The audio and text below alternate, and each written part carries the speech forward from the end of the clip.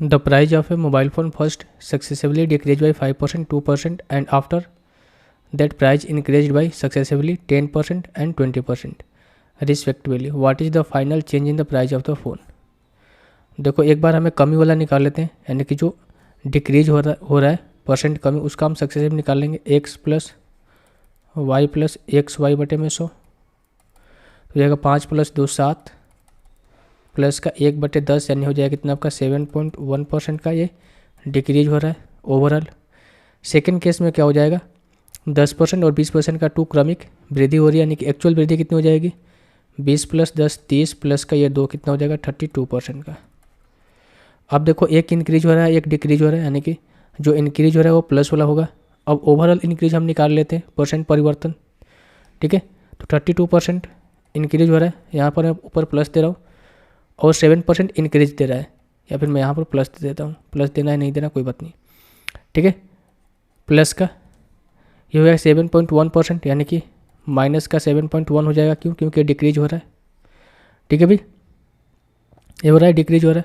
इसके बाद प्लस होता है, अब क्या हो जाएगा एक्स वाई, यानी कि 32 इंटू 7.1, और 7.1 क्या है माइनस वाला है बटे में 100, तो ये कितना हो जाएगा आपका 32 माइनस का 7.1 करो कितना हो जाएगा आपका 24.9, प्लस और माइनस मिलकर हो जाएगा माइनस।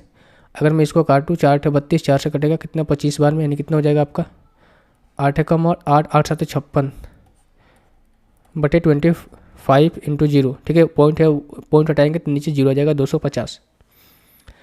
अगर मैं इसको पॉइंट हटाऊँ तो यहाँ पर हो जाएगा कितना आपका 10। अब इसको कैलकुलेट करना है, कैसे करेंगे भाई कैलकुलेट। अगर मैं इसको कैलकुलेट करूँ, हमें फ्रैक्शन में ओवरऑल वैल्यू बतानी है, तो देखो अगर मैं इसको फ्रैक्शन में लिखना चाहूँ, इसको देखे पूर्णांक में मैं लिखना चाहूँ तो कैसे लिख सकता हूँ, इसको मैं लिख सकता हूँ पूर्णांक में भाई 24 सही 9 बटे में 10, इसको मैं लिख सकता हूँ 24 सही 9 बटे में 10। तो आप बोलोगे बिल्कुल, इस पूरे वैल्यू को मैं लिख सकता हूँ 24 सही 9 बटे में 10। अब देखो भाई 24 सही 9 बटे में 10 मैं इसको लिख सकता हूँ, और इसको मैं पूर्णांक में लिखना चाहूँ तो इस वाली वैल्यू को मैं लिख सकता हूँ क्या 268 अपन में 250।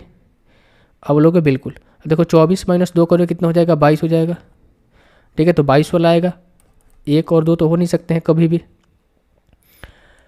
अब देखो भाई, अब आपको क्या करना है, यहाँ पर 9 बटे 10 से और माइनस कितना 68 अपन में 250 करना है। हमें इसको 250 बनाना है, तो यहाँ पर 25 से मल्टीप्लाई करना पड़ेगा, ऊपर भी 25 से, तो 25 गुना 9 करोगे कितना हो जाएगा 225, माइनस का 68 करोगे कितना हो जाएगा 157 अपन में 250, तो हो जाएगा कितना आपका 22 सही 157 अपन में 250। यही सवाल का आंसर आएगा भाई।